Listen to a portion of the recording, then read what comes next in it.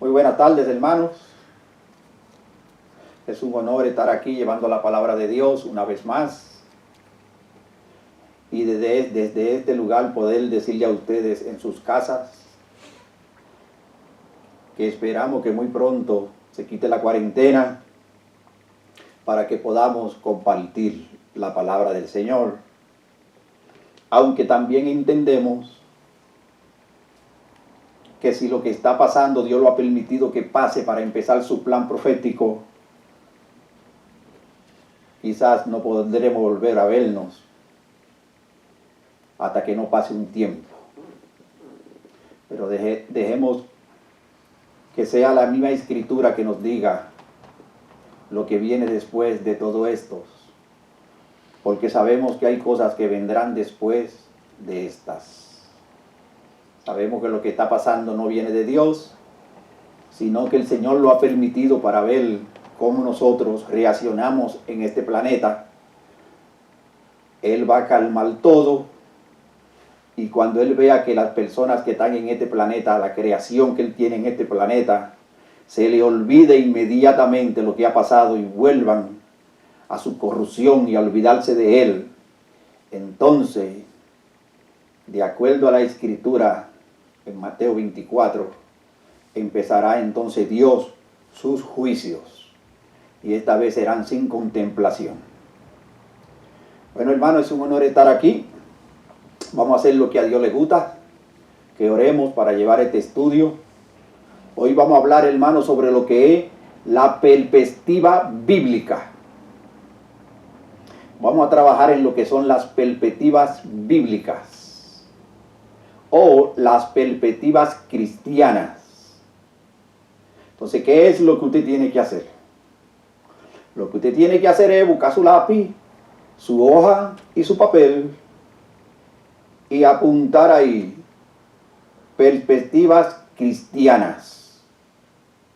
Le da a Enter, entonces usted va a ver que las perspectivas cristianas sí están en la Escritura. Que no se la hayan enseñado o que nunca han oído de eso, pues son otras cosas.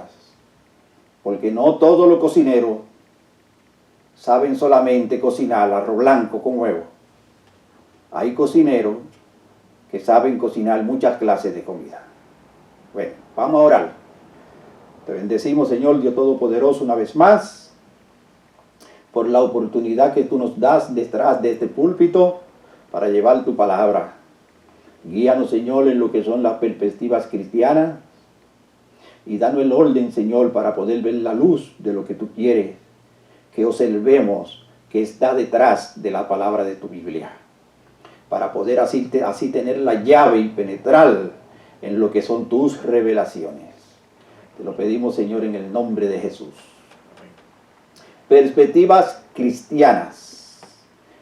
¿Qué es una perspectiva cristiana? Una perspectiva cristiana es el análisis de llevar la historia al presente y el presente a la historia. De modo que cuando hablo en términos perspectivos de la Escritura, es cuando tomo lo que es el pasado de la Escritura y lo traigo a este tiempo en el que estoy ahora detrás de este púlpito.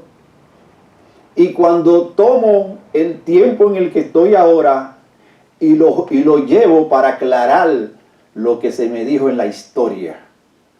Por eso es que el Apocalipsis dice las cosas que son y las que serán después de esta.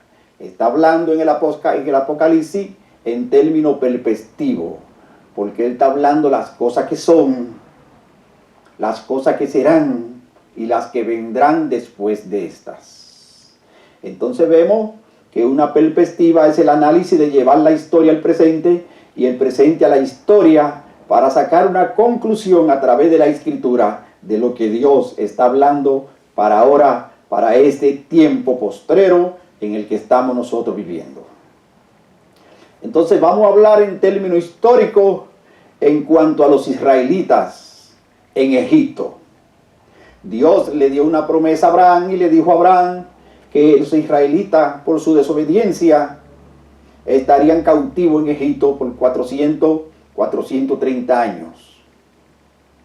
Y mientras pasaban esos 430 años, ellos en Egipto, ellos esperaban a un libertador, porque Dios le había prometido, y ellos conocían la promesa que se le dio a Abraham, de que cuando se cumpliera ese periodo de años, iba a aparecer el libertador o el hombre que Dios iba a levantar para sacarlo de Egipto y llevarlo a una tierra prometida, una tierra donde hay abundancia de leche y miel.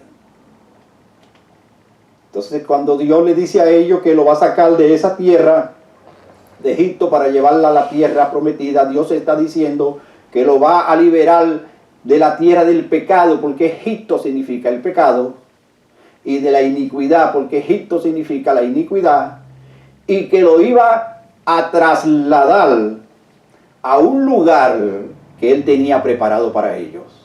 Es lo mismo que hoy el Señor nos dice a nosotros, cuando nos dice en Primera de Tesalonicenses 4, del 13 al 18, cuando Dios nos dice que nosotros vamos a ser arrebatados. Dios nos está diciendo que nosotros vamos a partir de este planeta a un planeta donde hay una ciudad celestial y donde Dios tiene reservado moradas hechas para nosotros, para que nosotros estemos en aquel lugar donde el llanto y el crujir de dientes no existe, donde las enfermedades no existen, donde llegaremos con un cuerpo transformado. Pero Dios sabe que antes que nosotros lleguemos a ese lugar, tenemos que pasar por un proceso. Es el mismo proceso por el que Dios procede a pasar a los israelitas cuando los saca de Egipto para llevarlo a la tierra prometida. Pero el problema con los israelitas, que ellos inmediatamente salieron de Egipto, inmediatamente empezaron su rebelión en contra de Dios, y empezó el enemigo a cauterizar sus mentes para que se volvieran en contra de ese Dios que le había hecho una promesa y que ya la estaba cumpliendo. Entonces vamos a trabajar en el libro de número 14, desde el versículo 1 en adelante, y vamos a ver un recuento de la historia, y vamos a ver cómo lo que sucedió en el libro de Números, tanto en el capítulo 14 como en el capítulo 11, todo el libro de Números y todo el libro del Éxodo y de Levítico, vemos que los israelitas siempre se rebelan. Entonces vamos a hacer un recuento y vamos a traer esa historia hacia nosotros. Entonces vemos que Dios le dijo a los israelitas que ellos tenían un privilegio. Primero tenían un privilegio, como hoy en día nosotros tenemos un privilegio. Pero también podemos observar en la Escritura, en el libro de Números y otros libros como el Éxodo y los libros del Pentateuco, podemos observar que aunque Dios nos dice que tenemos un privilegio, tanto ellos ayer como nosotros hoy, vemos también que el Señor le dio a ellos en el pasado una advertencia. Y esa advertencia también la vemos que Dios nos la da hoy a nosotros a través del Nuevo Testamento y del Apocalipsis en la Escritura. Nos dio un privilegio, nos da también una advertencia, nos da un ejemplo a través de los israelitas en el tiempo pasado, y nos da ese ejemplo para que nosotros hoy podamos tomar ese ejemplo y ver por nuestro libre albedrío si nosotros vamos a continuar como ellos continuaron, o si nosotros vamos a ir enderezando las sendas para hacer las cosas más o menos como el Señor quiere. Entonces vemos que los israelitas conocían la voluntad de Dios. Uno, ellos sabían cuál era el propósito de Dios para con ellos, y conocían su voluntad, o sea, conocían por qué Dios había mandado un libertador para hacerle un traslado. Ellos conocían de ese traslado y sabían que la voluntad de Dios era para sacarlo de Egipto. Nosotros hoy también conocemos y sabemos de un traslado que nos va a suceder, el cual es la venida del Señor en las nubes. Y nosotros hoy somos conscientes, al igual que ellos, de que vamos a ir a un lugar y de que vamos a ser arrebatados, al igual que ellos como fueron trasladados. Segundo, ellos vieron todo lo que Dios hizo para liberarlo. Desde que Moisés llegó a Egipto para liberarlo, ellos vieron todas las grandes cosas que Dios hizo a través de Moisés y Aarón. Porque Moisés y Aarón fueron los representantes de Dios para el propósito que Dios tenía para con el pueblo de Israel, usándolo a ellos como instrumentos. Vemos que también ellos vieron los frutos. Cuando ellos salieron de Egipto, sabían el propósito, la voluntad de Dios. Cuando ellos iban en el camino desde Egipto hasta la tierra prometida, ellos sabían lo que iba a suceder.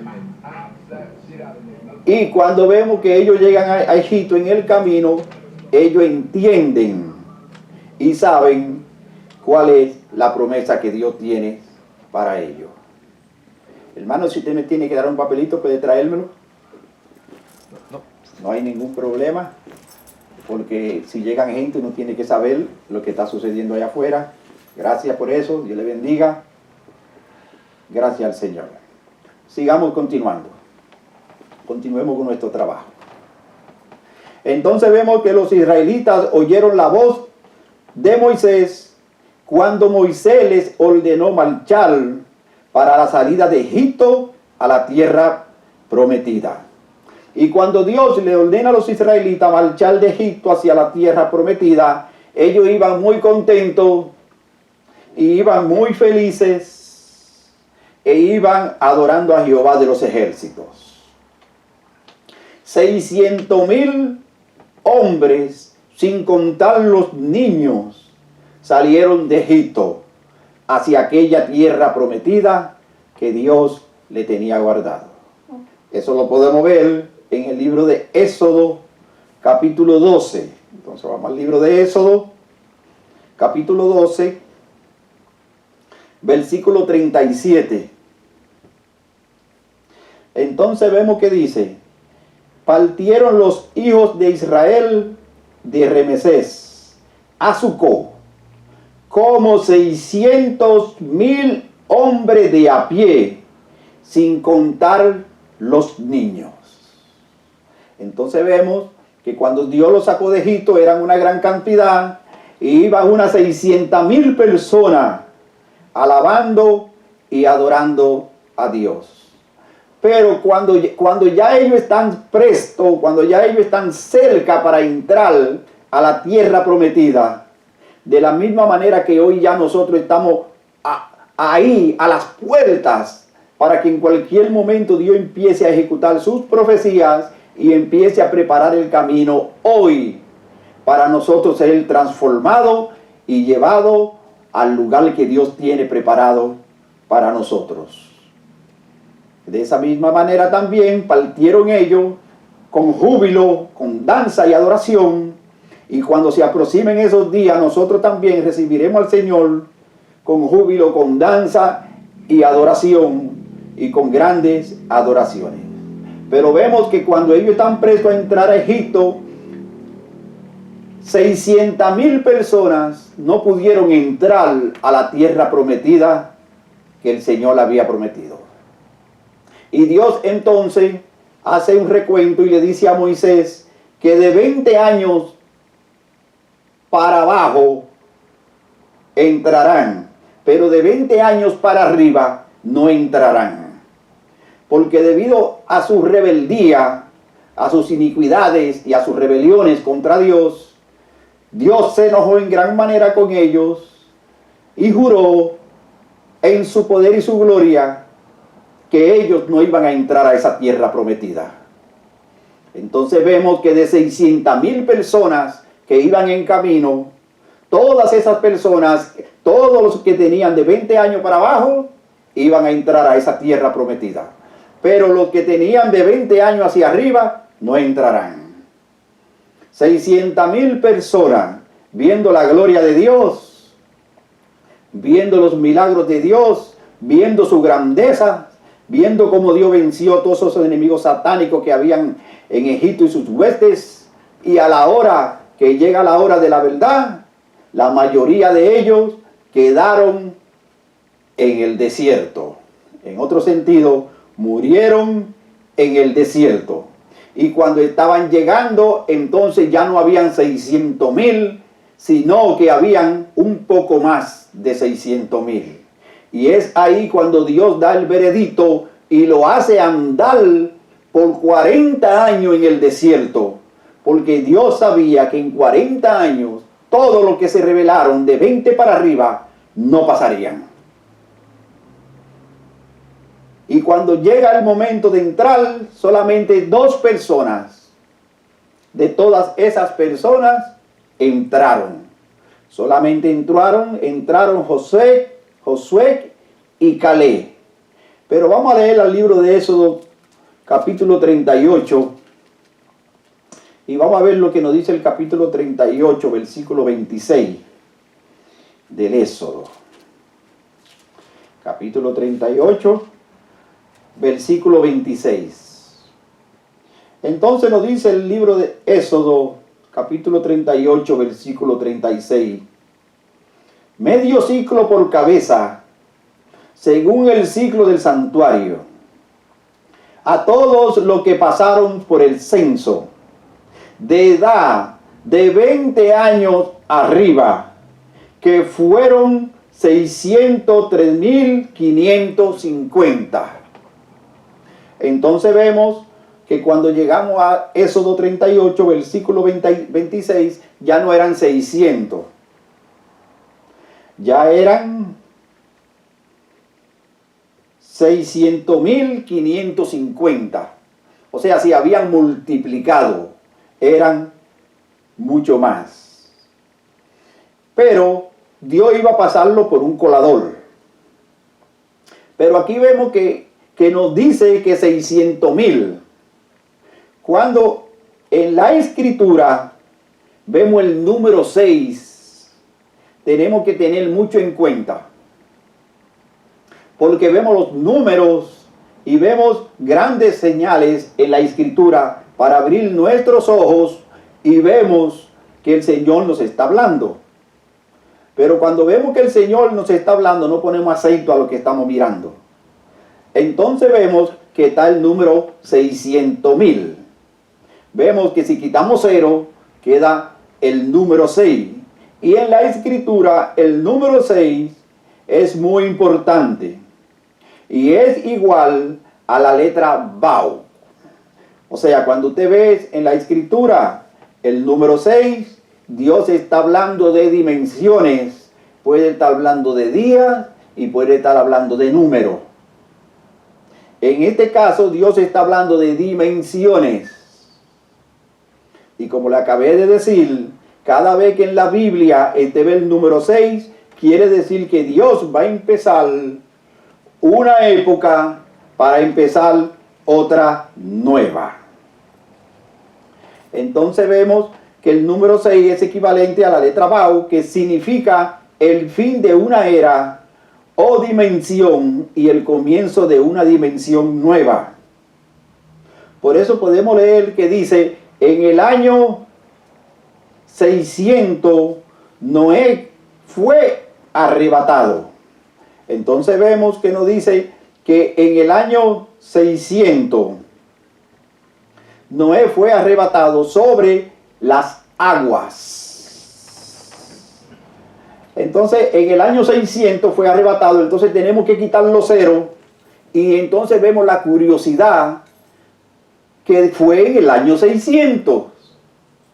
Entonces vemos que los israelitas eran 600,000 y vemos que Moisés fue arrebatado en el arca sobre las aguas en el año 600 o el año seto. entonces nos damos cuenta de cómo hay una coincidencia entre un número y otro. También vemos que en el año seto o el día seto del libro de Génesis, cuando Dios empieza a recrear todo, fue formado Adán. Entonces, si tomamos un recuento de los 6, vemos que 600,000, quitamos los ceros, Ebau. Si vemos que Noé fue llevado o arrebatado en el arca sobre las aguas en el año 600, quitamos los ceros y es el comienzo, es el primer número, se le da Bau. Vemos que Adán fue formado en el día 6. Por tanto, Adán fue formado en el día 6.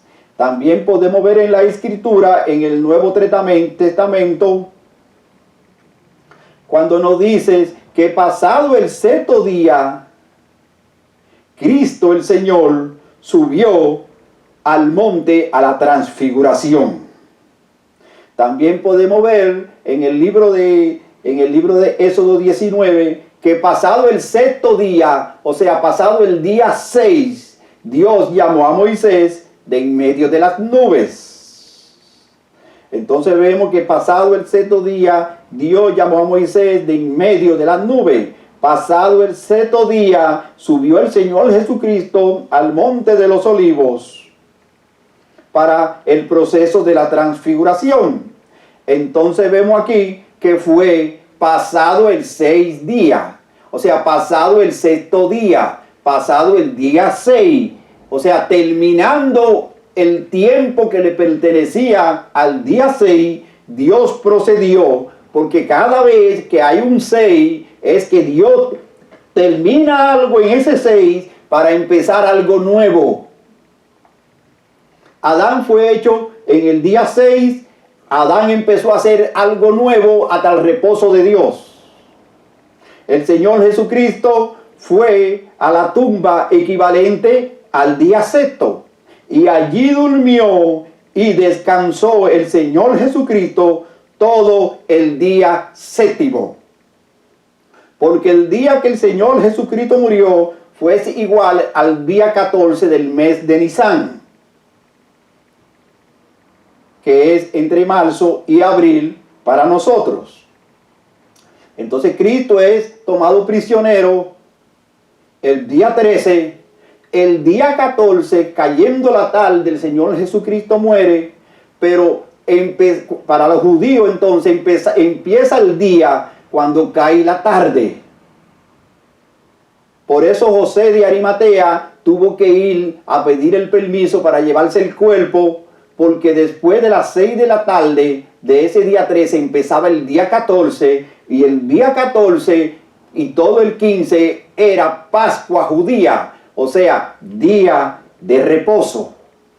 Por lo tanto, el Señor muere el día 14 y descansa todo el día de reposo, que era el 15. También llegó el 16, que era día de reposo, y el 17, entonces el Señor resucita de los muertos.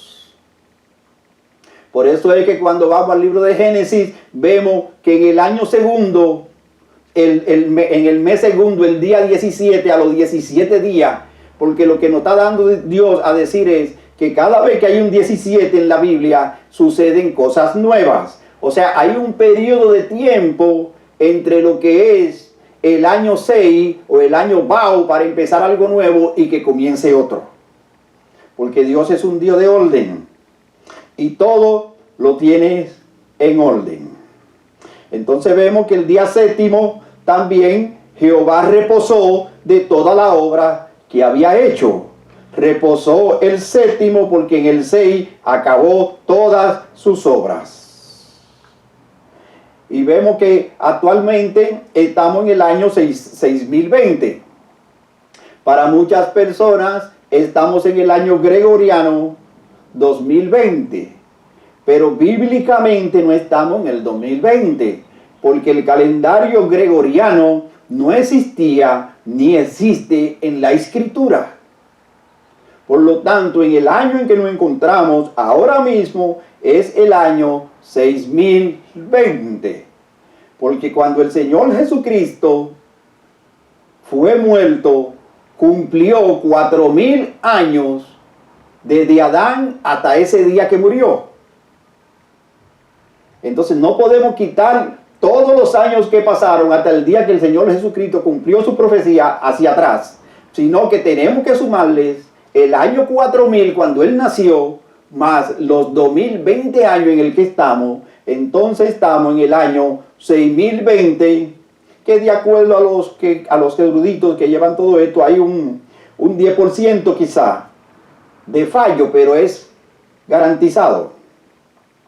Entonces vemos que estamos en el año 6020, y si cada vez que hay un número 6, el Señor empieza a esperar un poco de periodo de tiempo y entonces empieza a hacer cosas nuevas. Entonces debemos de entender que así como Dios nos indica que ellos salieron 600,000 porque empezaba una nueva era para ellos, así vemos nosotros también que cuando entramos en el año 6000 para llegar hasta donde estamos, que es el 6020, entonces vemos y nos damos cuenta que estamos viviendo un periodo de tiempo que Dios tiene en control, igual como en aquellos tiempos, para de una manera ahora Dios empezar un juicio, porque ahora en cualquier momento todas las cosas serán hechas nuevas y todas las cosas serán transformadas. O sea, de la misma manera que Dios hizo todo nuevo y todo lo transformó, de la misma manera, ahora en el año 6020 o 2020, como usted quiera llamarle, de acuerdo al año gregoriano, Dios se prepara para hacer todo nuevo. De modo que ahora empieza un conteo para los redimidos. Y ha empezado un conteo también para Israel, porque de acuerdo a como ellos actuaron en el pasado, Dios también está actuando hoy. Por eso dice la Escritura, si tú hoy oye la voz de Dios, no endurezca tu corazón y entra en el privilegio que se aproxima, para que no sea eliminado como los israelitas, que estando ya presto y a la meta para entrar a la ciudad prometida, se armaron en rebeliones y empezaron en sus pecados y sus iniquidades, y Dios los rechazó casi a todos, y casi todos no entraron, excepto Caleb y Josué. De modo que hoy, entendiendo ese privilegio, tenemos que tomar en cuenta muchas cosas, porque estamos en tiempos angustiosos, estamos en tiempos malos, estamos en tiempos difíciles, porque estamos en la edad Bao, y Dios ya empezó el proceso para que lleguemos a la edad séptima, que es la edad Sayín, donde Dios va a empezar a hacerlo todo nuevo. En otro sentido, desde aquí en adelante, Dios va a empezar lo que es una transformación, porque es aquí las cosas viejas pasaron y todas van a empezar a ser hechas nuevas. Igual como hizo con los israelitas, donde empezó a hacer todo nuevo, también con nosotros Dios hará todas las cosas nuevas. Y estamos en pleno desarrollo y próximo a entrar a las profecías del fin de los tiempos, para que Dios empiece a cumplir su promesa.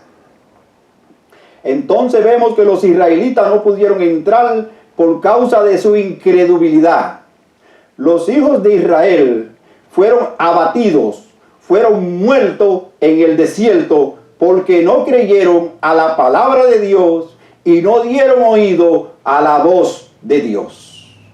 Vemos que los israelitas, por no dar oído a la voz de Dios, por no oír su palabra, vemos que todos ellos fueron eliminados en el desierto, para que se cumpliera la palabra de Dios. Hoy en día nosotros también tenemos que tener el oído bien afinado, para nosotros poder saber y entender que Dios hoy está hablando a la iglesia de muchas formas y de muchas maneras.